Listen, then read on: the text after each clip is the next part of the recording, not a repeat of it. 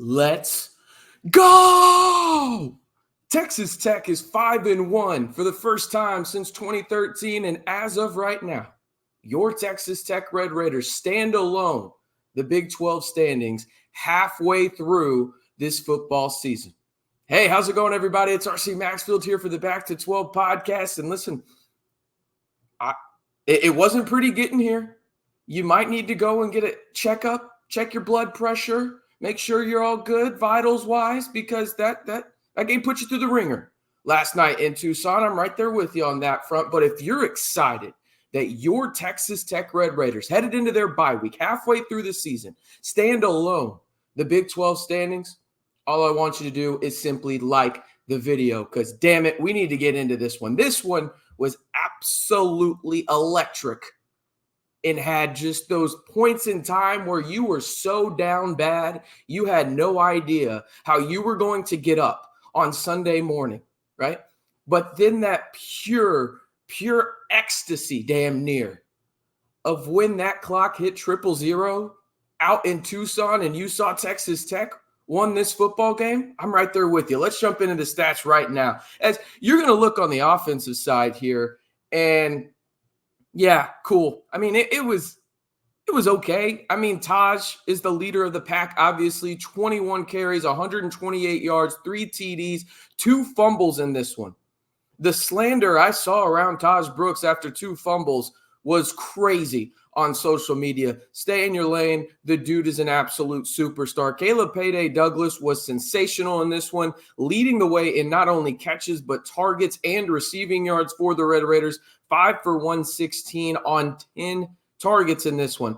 To be honest, Behren Morton was I mean, and he didn't have to do much more than that. You wish there would have been a play or two where he would have capitalized on it, but he had some bad throws, but he also had some wow throws, okay? Specifically that one right before half where Texas Tech ended up getting a field goal to Caleb Payday Douglas over to Carico Davis of Arizona. And Davis, oh, by the way, yeah, he's going to be a day 2 pick in the NFL draft, a 6'4" corner, and you gave him absolute fits last night for a majority of the night out in the desert. But enough with the offense, okay? Enough with the offense here, because the main talking point in this game undoubtedly is the Texas Tech defense.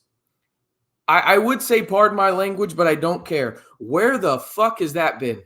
Because that was legitimately one of the premier performances, if not the premier performance, of Tim DeRuyter's time in the 806. He was absolutely in his bag last night in terms of making sure Noah Fafita knew there was a Red Raider in his face each and every damn play. And it starts with Jacob Rodriguez. I'm not trying to overhype this game for Jacob Rodriguez. You can see his stats right there. 13 total tackles, 5 solo, 1 sack, 1 tackle for loss, 1 pass breakup, 1 forced fumble. I'm not trying to overhype this and be reactionary. I'm really not. But that was arguably the greatest game that I have seen one individual defender have in the Scarlet and Black. He was otherworldly last night. And you think about the pass breakup he had, right? He was the reason that, Quincy Ledet got that touchdown and interception, and had that big man INT hurdle that we all loved, right? He was sensational. And Tim DeRuyter, through different types of blitzes, what we have not seen before this year, let alone Arizona, the way that he used the linebacker position to blitz really between the A gap and the B gap of the Arizona offensive line was something damn near out of Harry Potter with how wizardry it was and the timing of it. He was absolutely sensational, was Tim DeRuyter, but this Texas Tech defense came to play. And the thing is Braylon Lux is arguably the most important player on this defense. It is night and day different in terms of that secondary for the Red Raiders when he is out there. As I get back on the screen, I'm not trying to overhype the impact that Braylon Lux has, because if you go look at the stats, T-Mac McMillan for Arizona, yeah, he had 161 yards receiving. Did it feel that way to you, though? Because I was actually shocked when I looked at the stats after the game, and I was like, wow, he had 161 yards? Nobody else really did anything. And we talked about it prior to that game against Arizona for Texas Tech. You wanted to see Texas Tech drop 8 and get creative with blitzes. Tim DeRuyter must be listening to the podcast. Shout out to you, TD. I mean, I'm here for it. This is what we expected to see from this Texas Tech defense. Maybe not each and every game, right? Because there's going to be ebbs and flows. But you damn sure didn't expect them to be arguably the worst Power 5 defense, okay? They weren't that out in Tucson. They put up arguably the best performance in the Tim DeRuyter era against a team in Arizona that, yes, it wasn't flashy the way they beat Utah, and yes, it was against their backup quarterback, but they absolutely dominated the Utes in Salt Lake City the week prior. They had a ton of momentum. They were back at home, and you stifled that immediately with that defense performance by Tim DeRuyter. And it all starts with two guys, in my opinion, in Jacob Rodriguez and Braylon Lux. Again, not trying to overstate that Jacob Rodriguez performance. I truly believe, looking at it and rewatching the game, because of course I know the game ended at 2 a.m., but I was up until 3:30 because I'm crazy and I was all hyped up on Mountain Dew damn near, and I couldn't fall asleep after that great performance in terms of, well, winning the football game for Texas Tech, right? That was one of the best performances by an individual defender I have seen maybe in my time of watching Texas Tech football. Jacob Rodriguez was so impactful last night. He's the key reason why you had 2 turnovers. He's the reason that ball deflected up, as I mentioned a little earlier, that Quincy Ledet caught and big man hurdled, right? He's also the reason you have that forced fumble against McMillan that led to the Texas Tech touchdown, Tahj Brooks' 3rd of the night, to put the game out of reach. He was absolutely sensational last night, and you cannot give enough credit to the Texas Tech defense because the offense was solid in the first half. The second half, outside of 2 drives, was putrid. I mean, they were just awful, non-existent. At one point into the fourth quarter where Arizona retook the lead in this game, Texas Tech had 14 total plays on 4 drives in the second half. They were awful. But I do want to transition. But before we do, again, your Red Raiders are in first place in the Big 12. If you haven't already, what the hell are you doing? Like the damn video. They go into the bye week alone to top the Big 12 standings, and I'll have a little bit more here in a second in terms of what I think this win means for Texas Tech. But before I do, let's talk about the offense a little bit because, again, they were good in the first half, Texas Tech was. They went out and they punched Arizona in the mouth after going 3 and out on their first 2 drives. I thought Kitley, the last 2 drives offensively for Texas Tech, was in his bag. I mean, he had a couple of plays where I was like, all right, man, where the hell was this for the first 4 drives of the second half?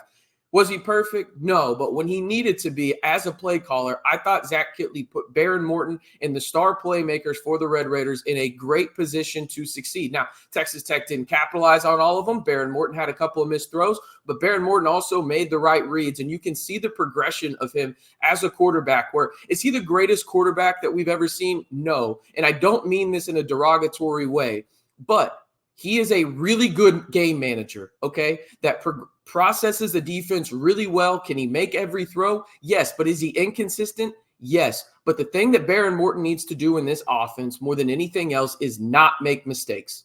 And he did that last night. There's a couple of throws he probably wants back in terms of they could have been big plays, but he had a couple of great throws and arguably the best throw of his collegiate career down the sideline, a 50-yard dot over to Carico Davis that we already mentioned earlier, to Caleb Payday Douglas, to get Texas Tech into field goal range to end the first half. I thought he was solid, and that's all you need to be when you have a guy like Tahj Brooks and you have Caleb Payday Douglas making some guys miss and Josh Kelly, right? But let's get into what this win means, because I don't want to overstate it, but my initial gut reaction last night was, this is a program-changing win for Texas Tech. And before anybody comes at me in the comments, just hear me out. You don't have to agree with me. Just hear me out. What was the biggest knock of the Joey McGuire era at Texas Tech? I'll give you a second. I think we all know. You couldn't win on the road, right? You couldn't win on the road. You go into a place in Arizona that has all the momentum in the world. You got some too, but you hadn't been tested on the road in the Big 12 yet. They had. Okay, now they're coming home after beating a top 10 Utah team in Salt Lake City. They have the momentum here. Okay, it's a late kick. You go to 2 different time zones, right? And what do? It's almost more impressive, in my opinion, that Texas Tech didn't win in a blowout. They won where they went in and they punched first, and then Arizona responded and they punched you back, and then you responded with an uppercut to TKO them in their own stadium. This is a program-changing win, in my opinion, where Texas Tech is legit, people. They have a legit chance to play in Arlington, okay? You're 3-0. You're 5-1 in the Big 12. You get to go home and play Baylor, and you think that those guys don't want to beat the shit out of Baylor out in the 806? Remember what happened the last time the Bears came out to the 806, okay? You have a chance to be 6-1 going into a stretch of TCU, Iowa State, and Colorado. There is a legit chance that if your Texas Tech Red Raiders continue to play like this, they could be playing at Jerry World in December. They've got to hold barred. They have to continue to handle business, right? I get it. But this is a program and mindset-changing victory going into a bye week. Just think about it. Let's say Texas Tech loses this game. You have 2 weeks to dwell on it. And then you have, again, Baylor, TCU, Iowa State, and Colorado. The vibes would not be good, okay?